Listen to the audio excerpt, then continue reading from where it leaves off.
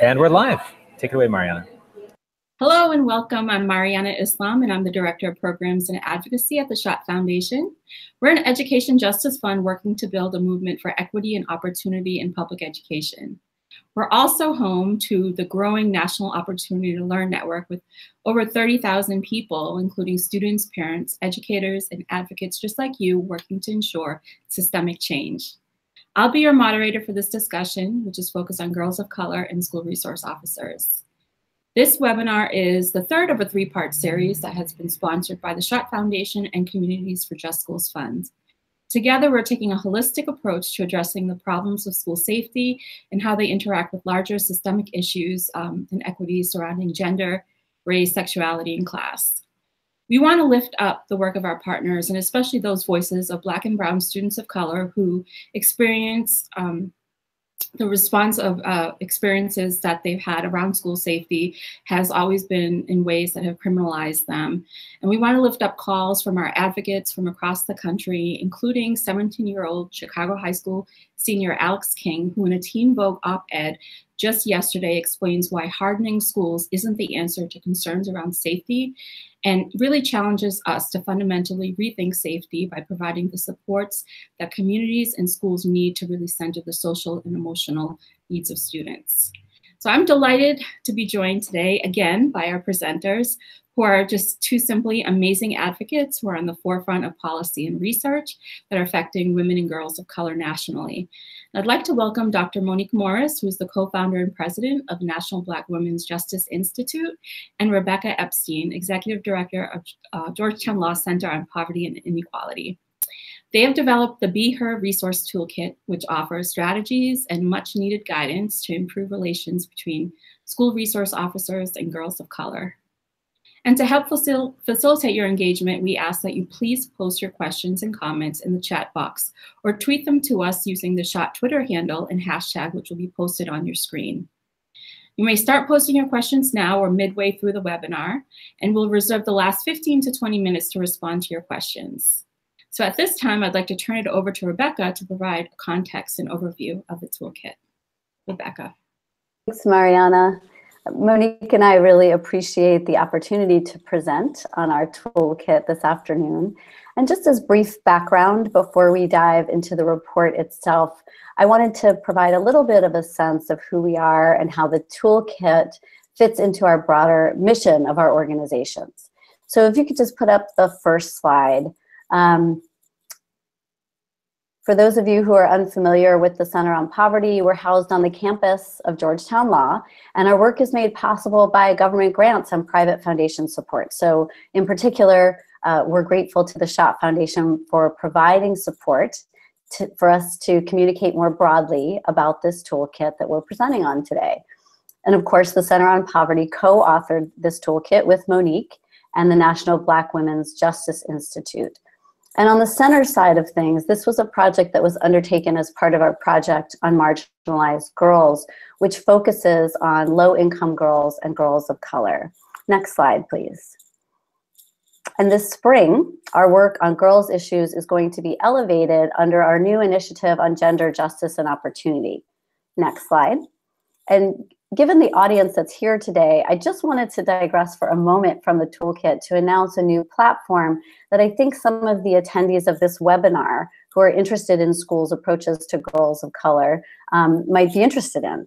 In a few weeks, as part of our work under this initiative and together with the National Black Women's Justice Institute, the Center on Poverty, together with Monique Morris, will be launching a brand new platform for school systems to learn about trauma-informed approaches to girls of color.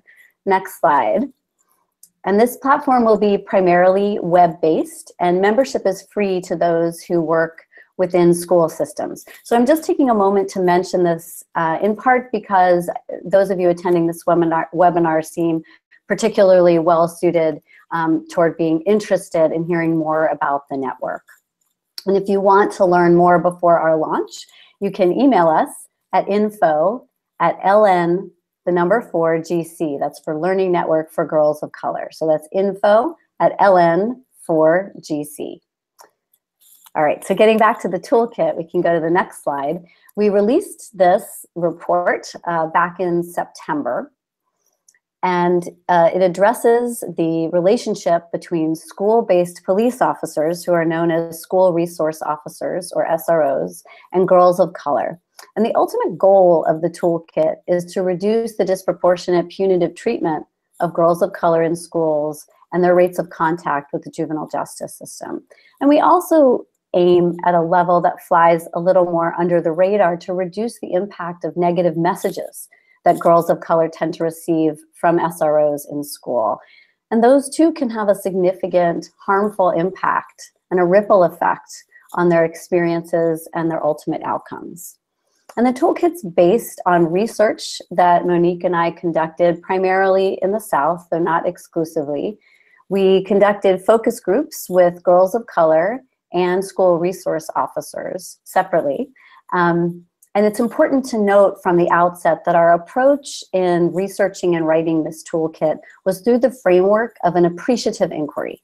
So we didn't embark on this project seeking to lay blame or point fingers, but instead we really wanted to find out the perspectives of the officers and the girls in order to build solution-oriented recommendations and guidance based on what we learned. And I think because of that framework, we received some support and access to law enforcement that might otherwise have been missing, starting in 2015 with a meeting that we kicked off at the White House through the Council on Women and Girls, where we met with law enforcement from all 3 levels of government. So to lay out a bit of a roadmap of this webinar, I'll be taking the first half of our presentation to go through some background and some of what we found when we were investigating the roles of SROs, and then I'll go through some of our most salient findings from our focus groups. And I'll turn it over to Monique at that point, who'll go through the guiding principles and recommendations that we crafted based on the findings from our research. And our goal is to provide you with some practical steps that you can take in the field to improve interactions between girls of color and school resource officers.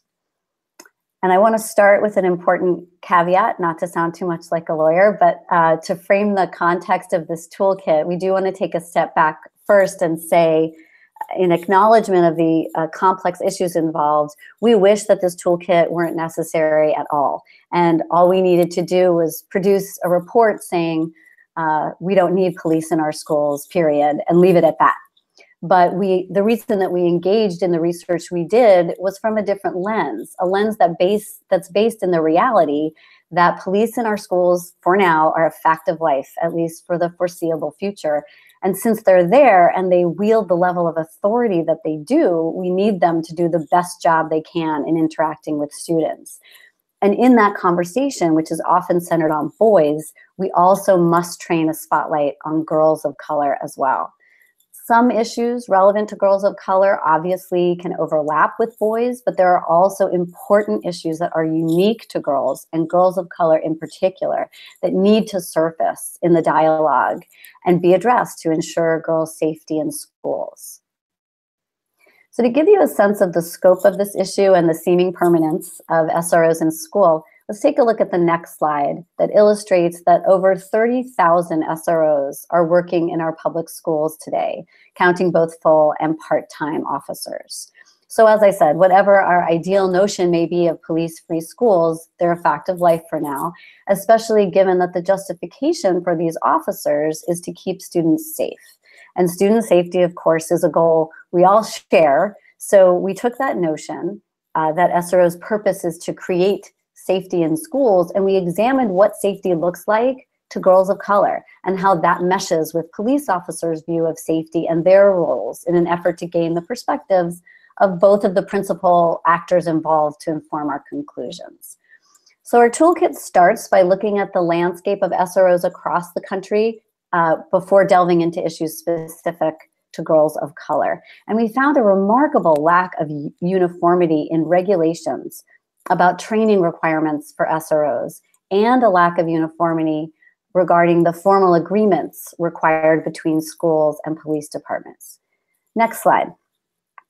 As an example, we found that only 21 states and DC require memoranda of understanding between schools and police departments. And that's a critical gap because MOUs establish boundaries that clarify roles between officers and educators, laying out what belongs in the police department and what should stay in schools. So the fact that a minority of states require them is a red flag, given what we're seeing in terms of officers getting involved in discipline. So their roles tend to get blurred and can easily move beyond enforcing criminal law, which is ostensibly what they're there for, when there's no formal agreement in place. And we'll talk about that more later, especially because officers themselves raised it during our focus group. Next slide. We also found that 19 states and DC, only 19, require training for SROs on issues specific to youth, things like adolescent development or children's mental health. So in other words, putting aside standard basic police training, a minority of states ensure that officers know about the very kids whose behavior it's their job to interpret, the people whose lives they can so significantly influence by virtue of the power they wield that can so profoundly affect students' lives. So these are some of the factors that affect the ability of officers to do their jobs well. At a meta level, the structures just aren't in place to guide officers in doing their work. And we suspect some combination of these and other factors, the lack of training, the poorly defined roles, may contribute to some of the disturbing trends that we've seen. Next slide. This slide reflects a study of SROs that asked SROs to report on the arrests that they made. I think we're up to the next slide, Patrick. Unless my screen is frozen.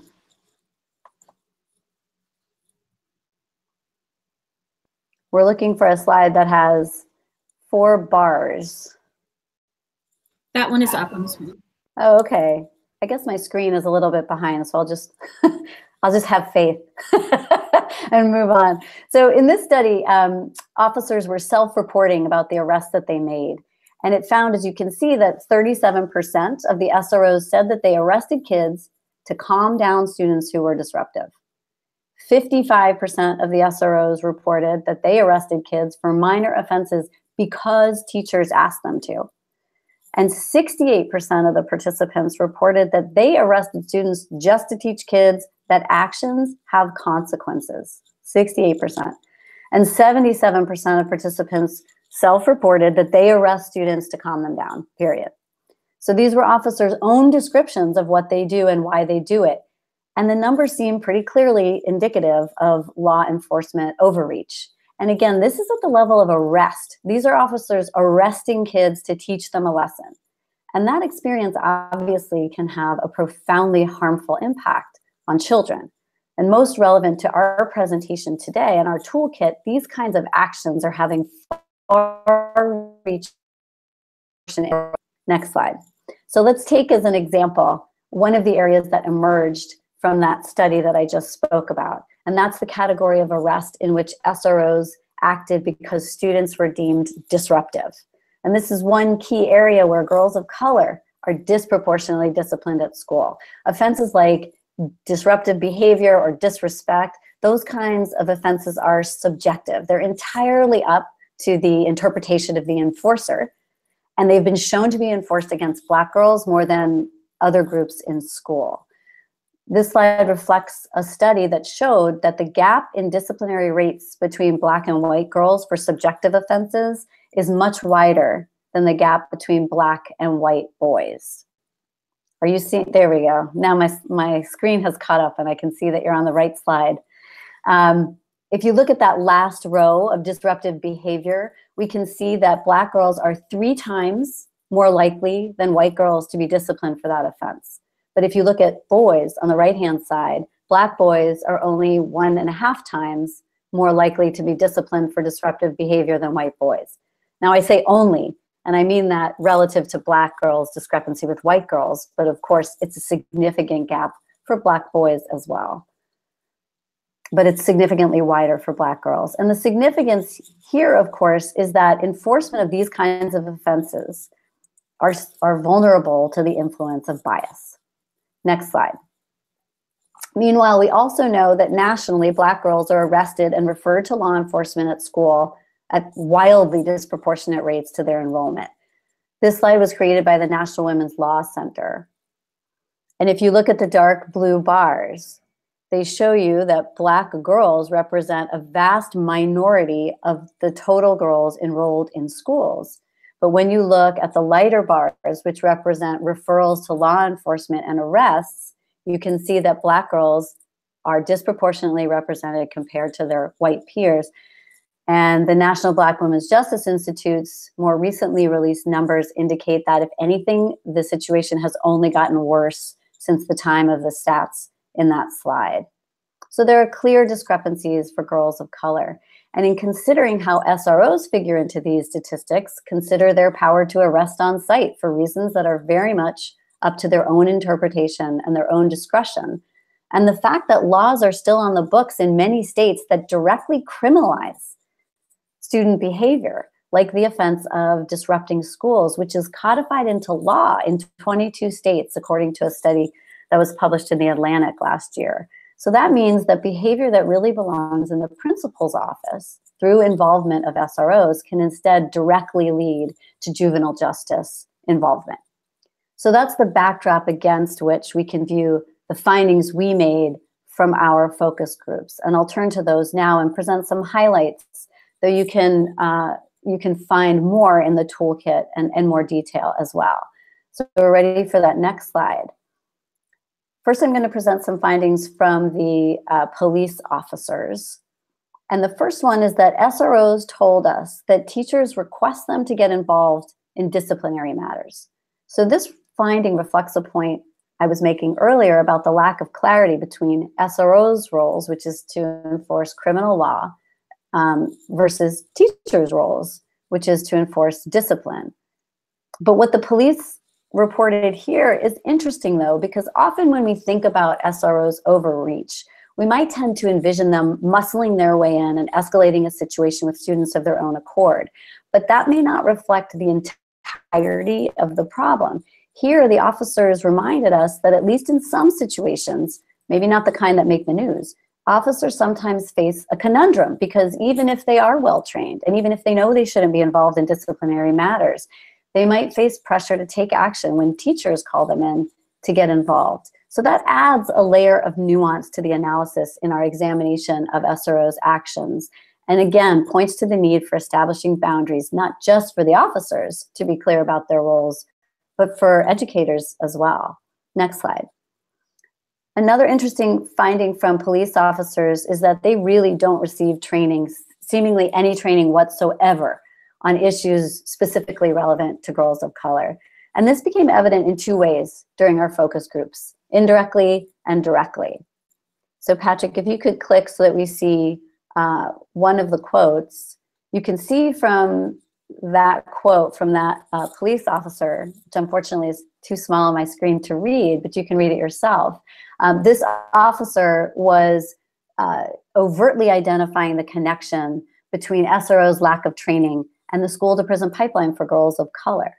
So she was directly attributing cohort's lack of training on issues relevant to girls of color to their inappropriately entering the juvenile justice system. And in fact, overall, officers really expressed significant interest in being trained. They recognized that it would help them do their jobs well. But at the same time, we also got more indirect evidence of the lack of training. So that quote on the right, if you could click to get it there, this quote illustrates what we saw in terms of officers indirectly revealing the lack of training in cultural competency and gender and race bias in a more unintentional way. They automatically don't like me. They won't look at me when they're talking to me. That's basic respect for anyone. I can't train your kid in 10 minutes.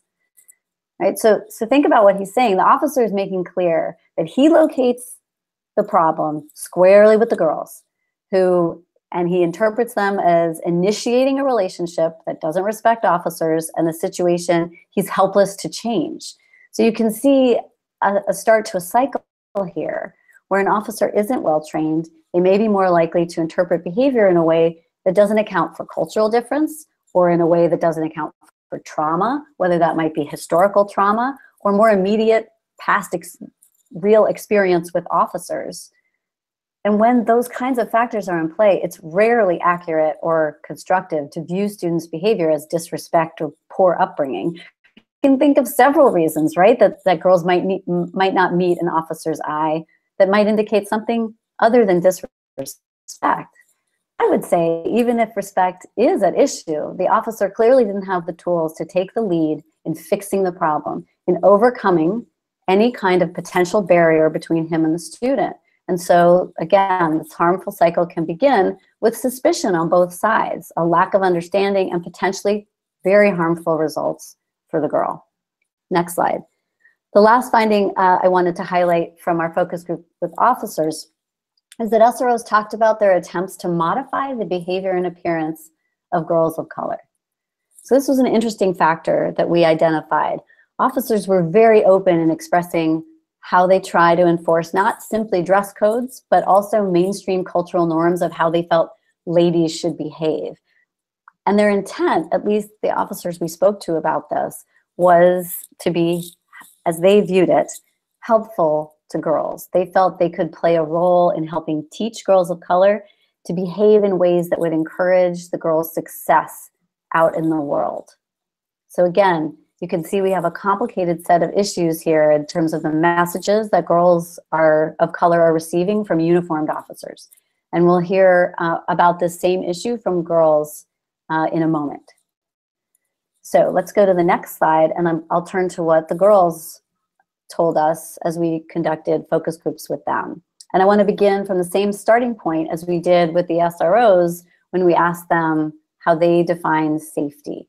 We heard from the girls that, similar to the officers, they define safety more broadly than physical safety, and they also talked specifically about how officers can help them feel safe in school. Next slide. One thing that they identified is that SROs need to engage in relationship building, which can help both sides understand one another. Next slide.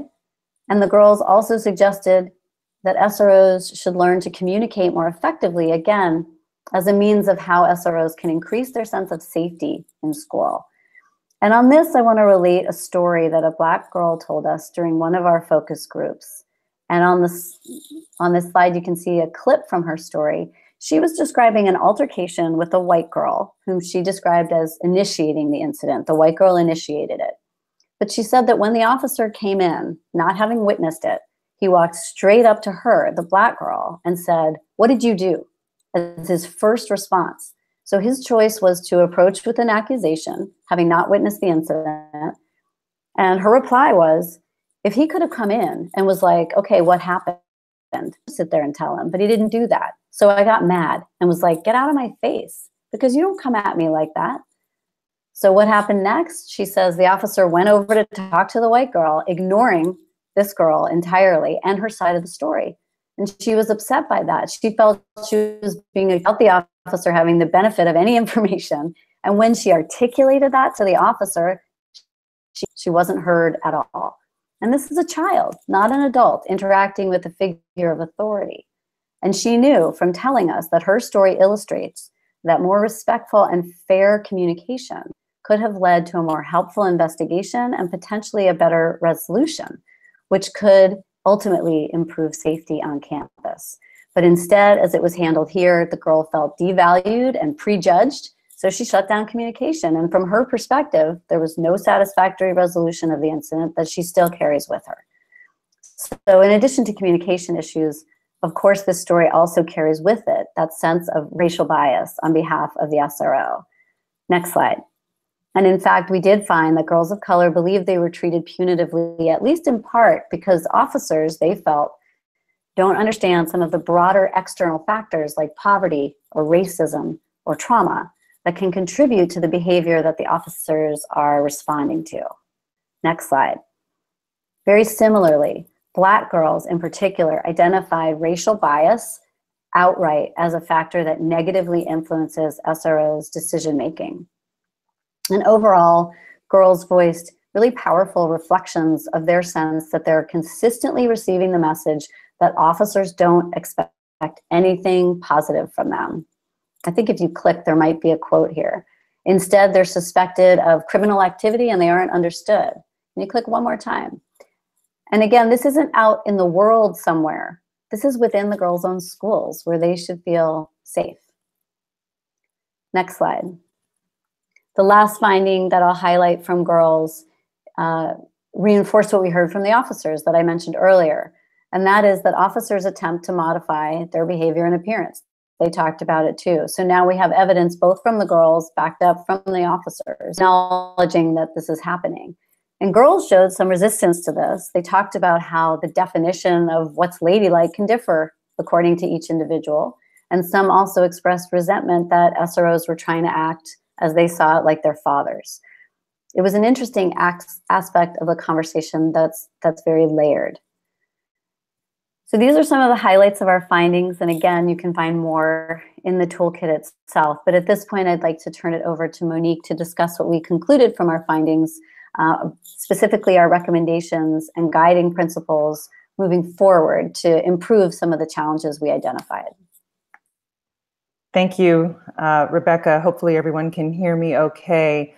I'm pleased to be in conversation and to pick up where Rebecca left off, because ultimately, as an appreciative inquiry, it's been our goal to talk about and spend quite a bit of time really interrogating what we might be able to do to improve the outcomes for girls of color, rather than simply engage in a deepening of the articulation of the problem. So I'm pleased to share a series of principles that we developed along with a set of practice recommendations that are available in the toolkit that we hope will guide some of the actions, policies, and really emerging questions that we still have about the work that needs to be done to improve the discipline and educational outcomes for girls of color in schools. Can we move to the next slide, please?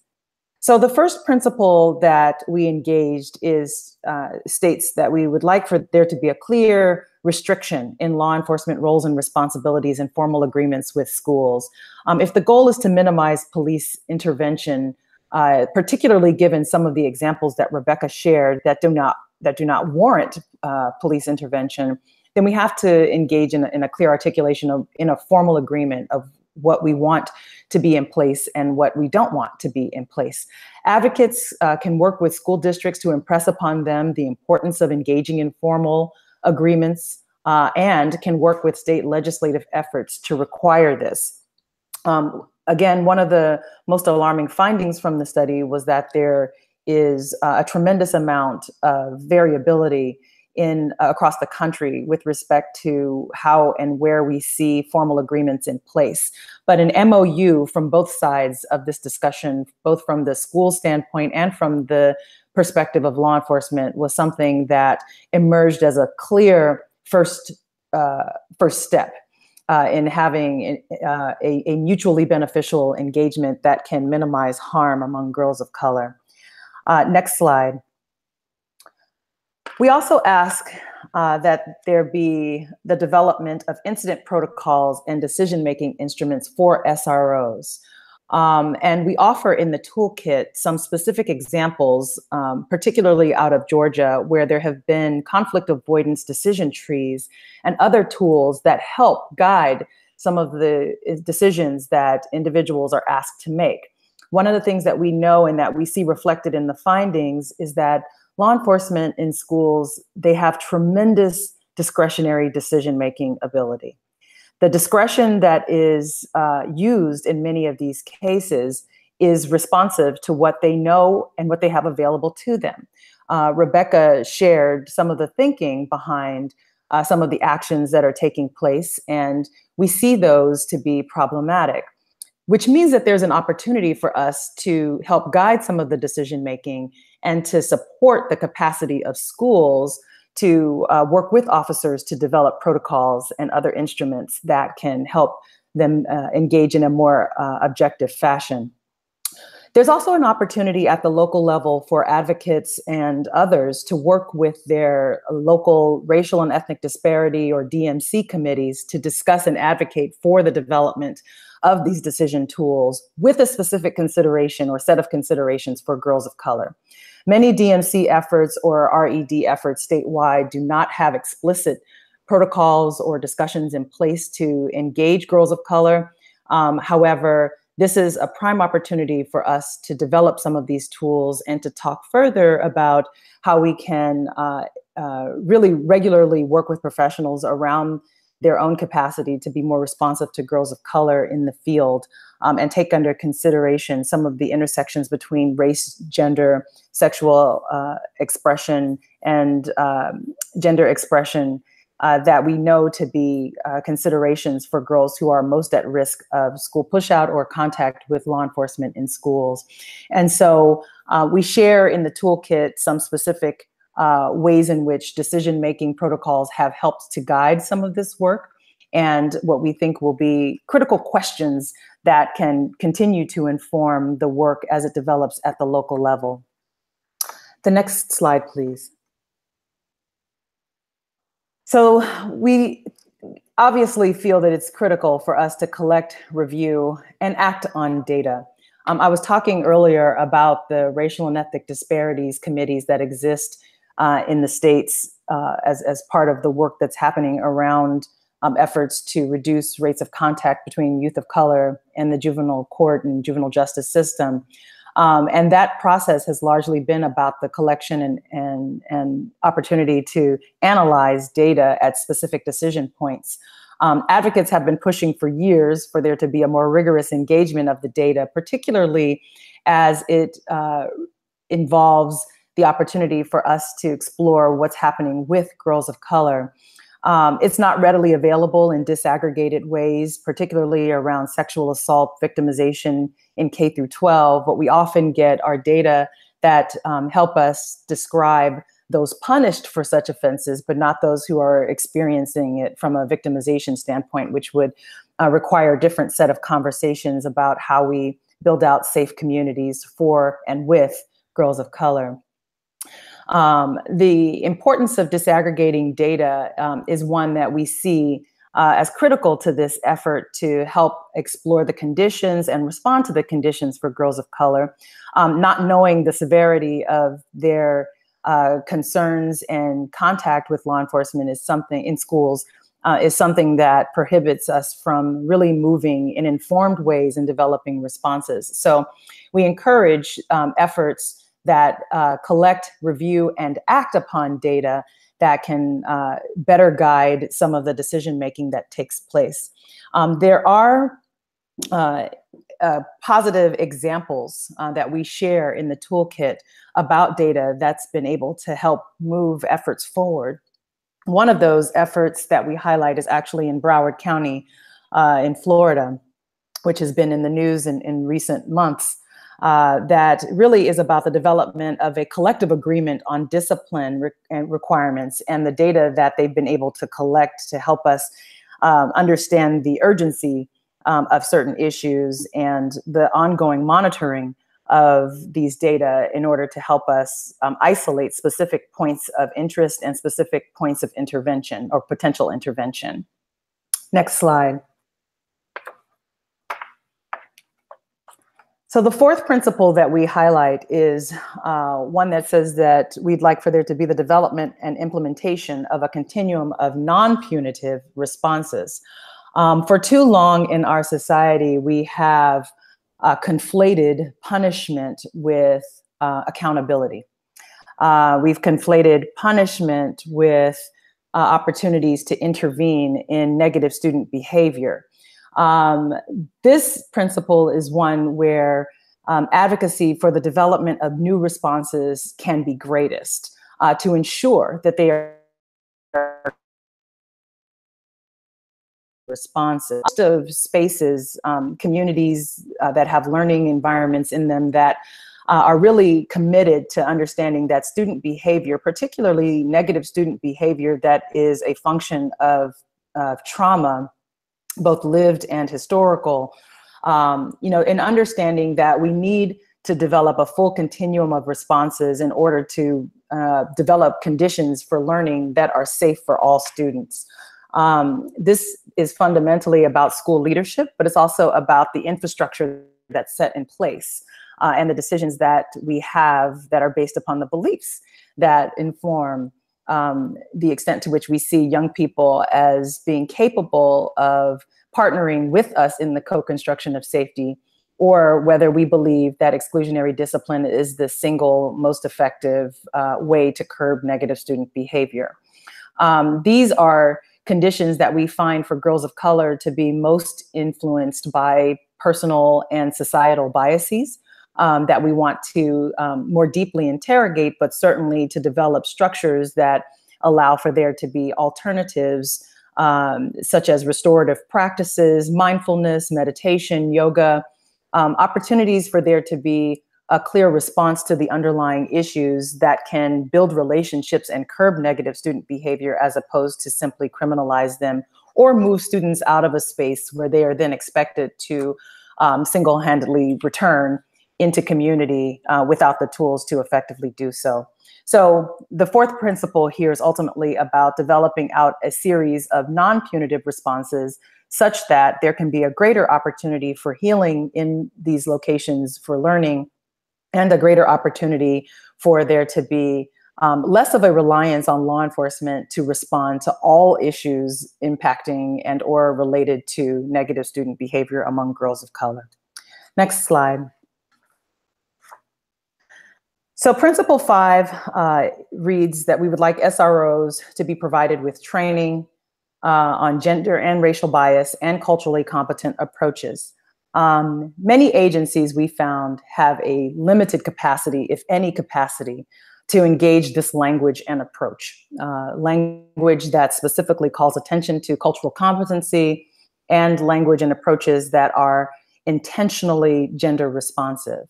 However, we know that this is critical both in terms of engaging in a proper response and also a non-biased response to the behaviors that we know contributes to disproportionate contact with law enforcement, many of which were outlined by Rebecca in the first part of this presentation.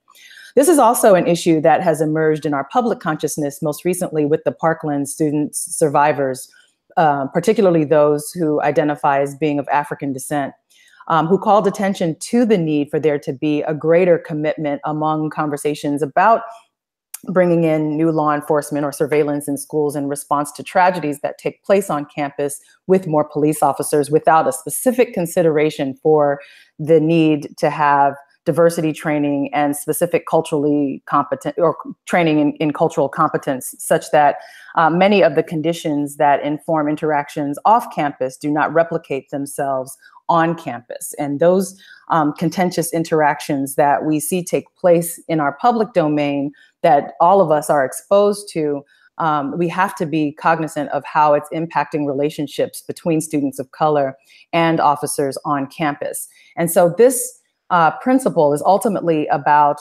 increasing the rigor of training, but not just having training on working with youth in general, having very clear conversations about racial bias, about implicit and explicit manifestations of this bias, and also really being in a space where we can talk about some of the unique considerations that impact girls of color who live at the intersections of identities that make them most vulnerable to contact with the juvenile court and with negative interactions with law enforcement.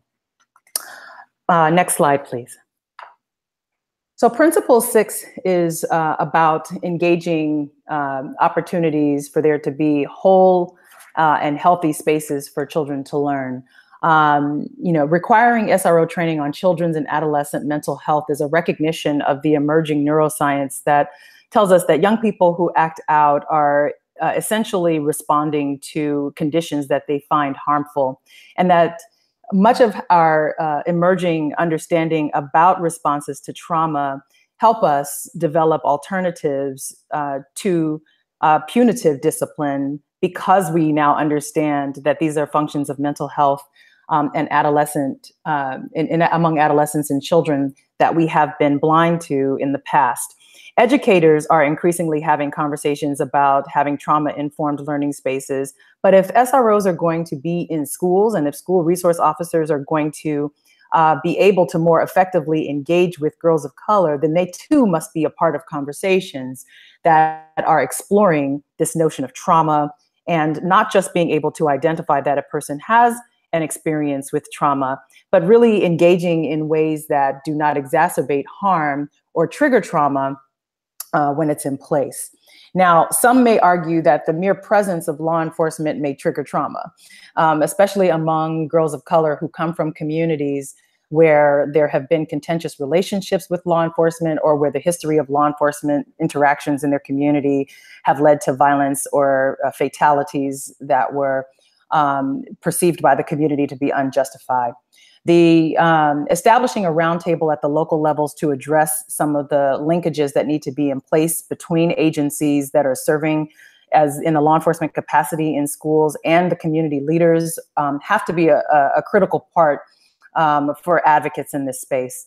Managing the conversation, really guiding the conversation at the school level is a role that I see advocates playing in the articulation, the greater articulation of how SROs can be most responsive to children's and adolescents' mental health, and in establishing some of the critical opportunities, referrals, and linkages that need to be in place in order for, again, the interactions between girls of color and law enforcement to be less contentious, and for law enforcement to have the capacity to stand back when it's important for them to stand back, and to have an infrastructure in place for those who are trained professionals and clinicians in this space to step forward and serve the way that we know that they can as first responders to crisis. Next slide, please. So Principle 7 is about emphasizing the R, the resource in SROs, in developing community resource lists to support diversion and treatment. And for those who pick up and read carefully this toolkit, you'll see that emphasizing the R in SRO is actually a quote from a school resource officer who felt that in many ways people see officer and want to emphasize the O, but when you're working in schools, it's the R that should be the emphasis, not the O, particularly among girls of color who have extensive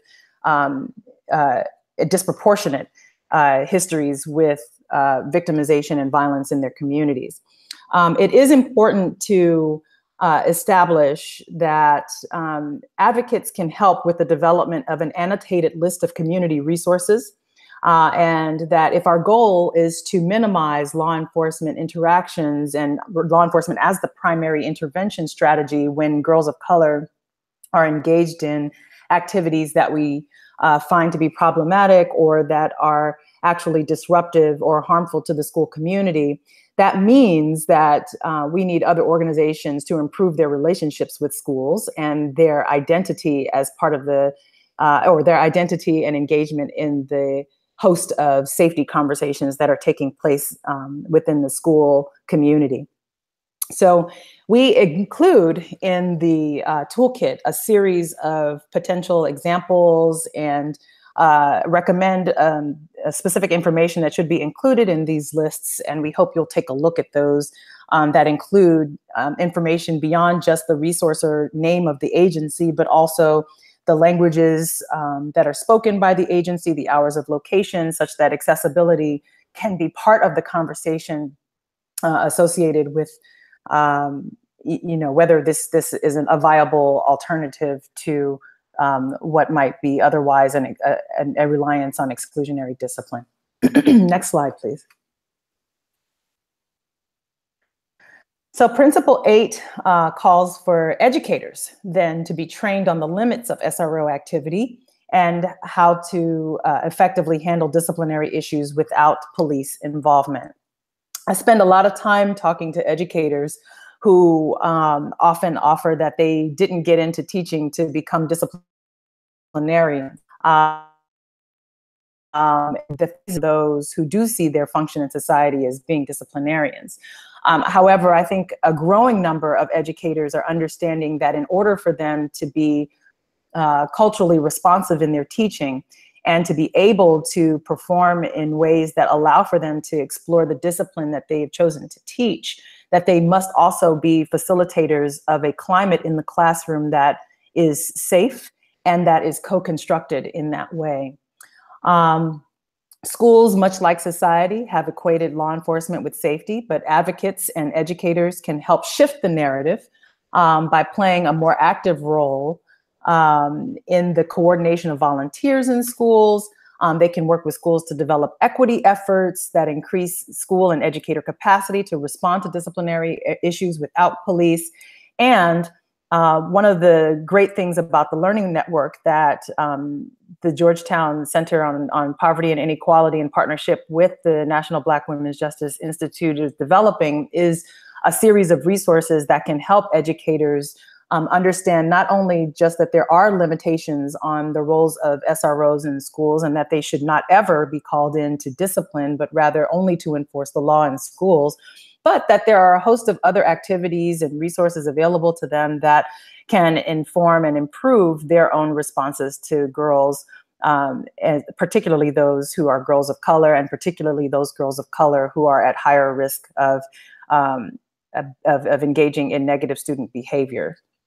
One thing that I think is important for us to establish at this point, before I move on to the last slide and principle, is that many of the efforts that we are trying to highlight in our toolkit as being promising, or the principles that we developed in this piece, are ultimately responsive to the belief that girls of color can and should be engaged differently. And that with the appropriate tools, both among those who are in schools to enforce the law and among those who are in schools to be teachers and educators and facilitators of learning, that we can respond to the conditions that precipitate, that are correlated with, and that lead to, in other ways, violence as it manifests in the lives of girls of color. That violence may not always be physical. Sometimes it may be sexual. Sometimes it may be emotional. Sometimes it may be intellectual. Sometimes it may be about just simply how we engage at our own understanding of their promise of being fully engaged learners and scholars in the school. And so, given that our intention is to shift the narrative about how we understand the behaviors of girls of color and how we understand the potential responses to those behaviors, it's important for us to establish that there has to fundamentally be a shift in the relationships that are in place in our communities that we see then play out in schools. So next slide. Principle 9, which is our final principle that we offer, is about creating opportunities for positive non-enforcement interactions among police, girls of color, and the community. What has been clear is that the relationships that are put in place, that young people thrive, girls of color essentially thrive when there are positive relationships in place that can support their healthy development. When those relationships are not in place, they don't feel safe, they are not trusting of the adults in their communities, and they respond accordingly. To be in a position, to be in a climate where they are not part of the conversation of co-constructing safety, or where their relationships are merely superficial, girls then take it upon themselves to develop what they feel will keep them safe. And sometimes those are things that get them in trouble with the adults in their learning spaces. So the opportunity to create positive non-enforcement interactions is not an invitation to bring in more law enforcement officers into the school community, or to be in places where they feel they need to lecture girls of color about how they can be better girls of color. It is about really building out a trust and fundamental appreciation for the human dignity that we are calling for, and that girls of color themselves are calling for. And this is another place where advocates for girls can have a greater visibility, both in terms of structuring conversations about SROs in schools in relation to how they're engaging girls of color, but also how communities are engaged in relationship building with law enforcement in those spaces, and how the relationships out in community impact understandings about law enforcement and the construction of safety in the classroom. I often say that safety is not something that can be implemented. It has to be co-constructed. which means that if we are to invite and to have law enforcement be part of the school community, the fundamental goal here has to be improved learning outcomes for the children. If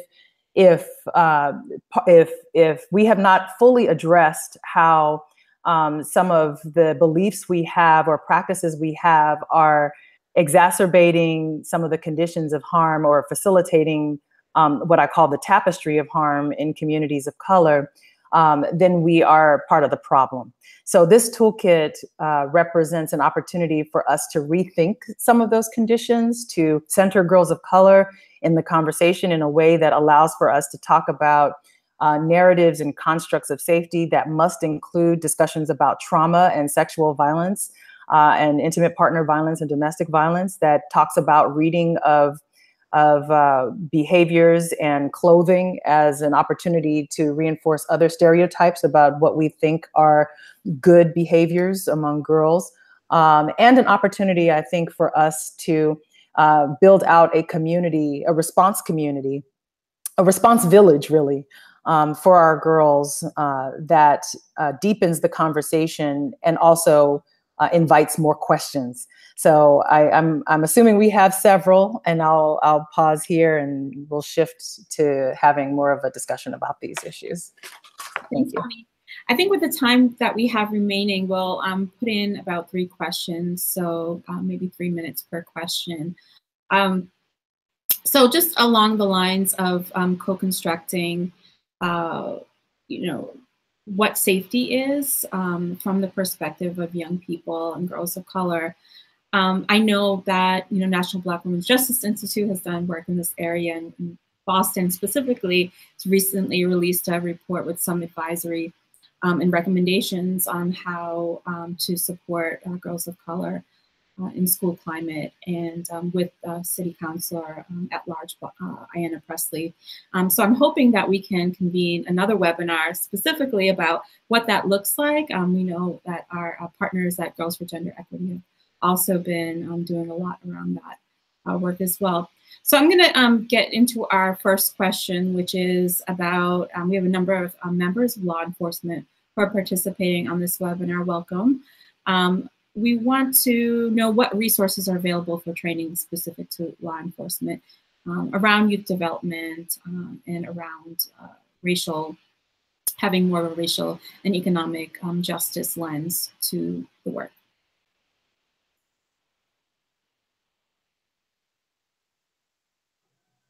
Do you want to take that, Rebecca, or do you want me to take it?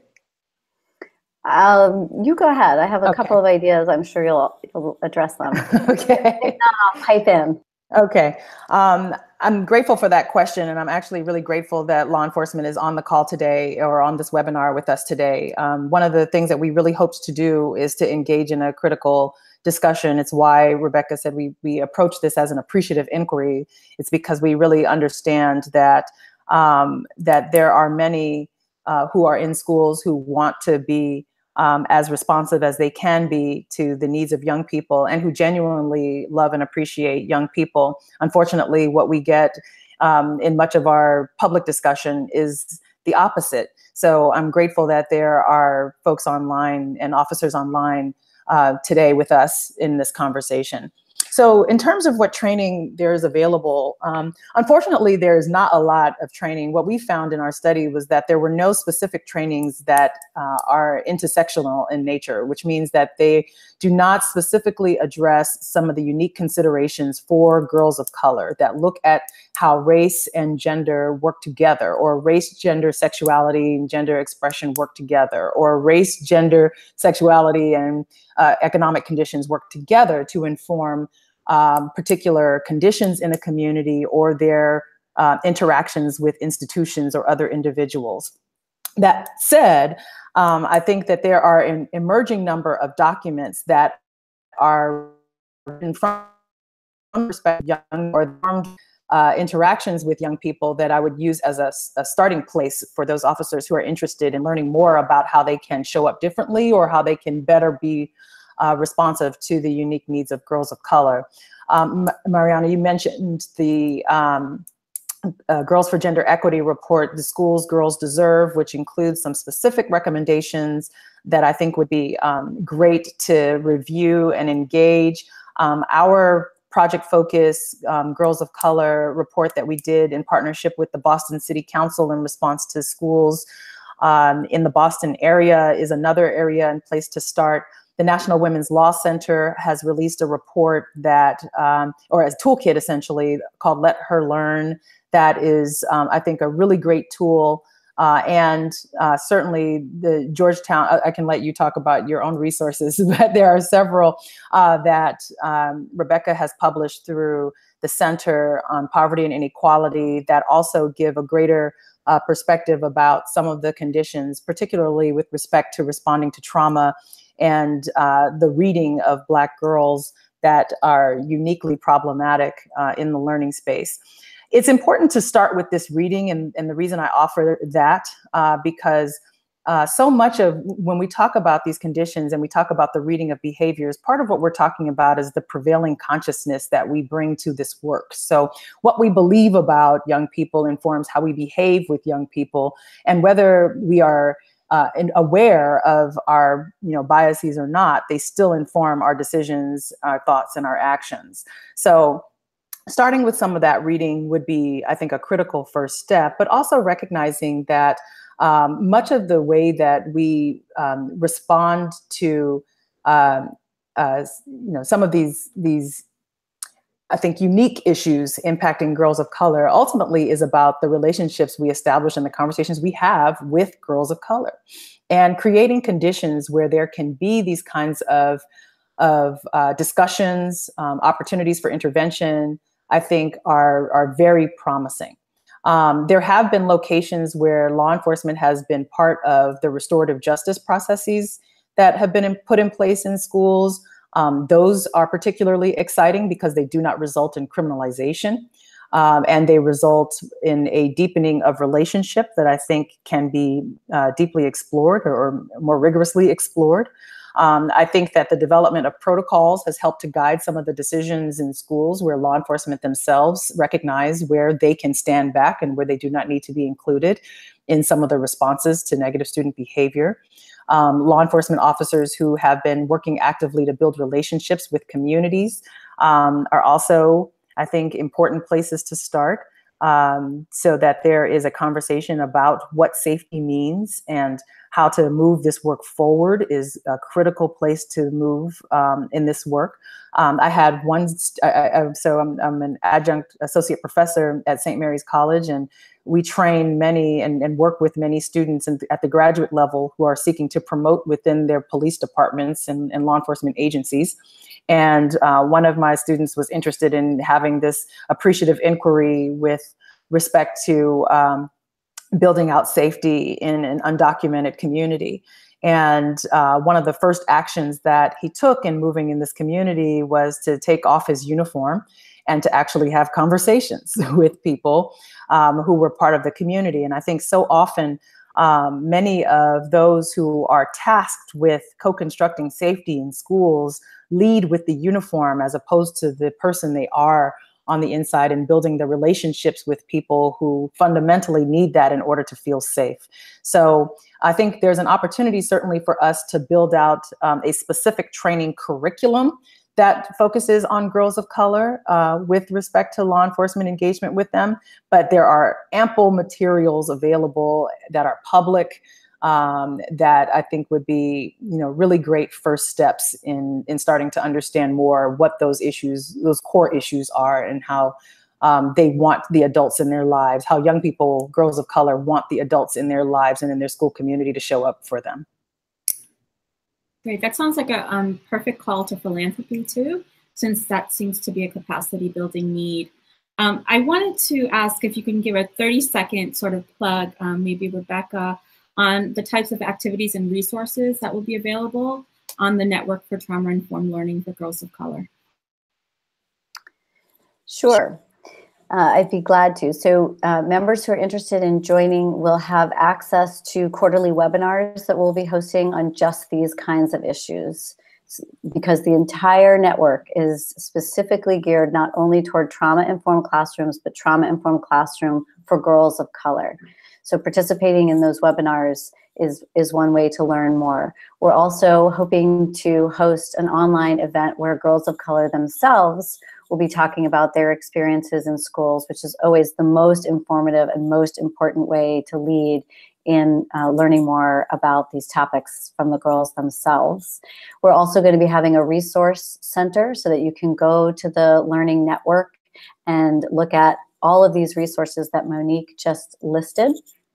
And there's going to be a message board where we're hoping to have members engage in peer-to-peer learning, where they can ask each other questions and pose promising practices right there on that platform to learn from one another.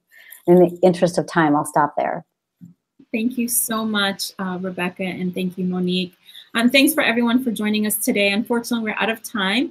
But to stay connected with us, we invite you to join our National Opportunity to Learn Network at shotfoundation.org, and also follow us on Twitter for the latest news. Thank you so much again. Thank you.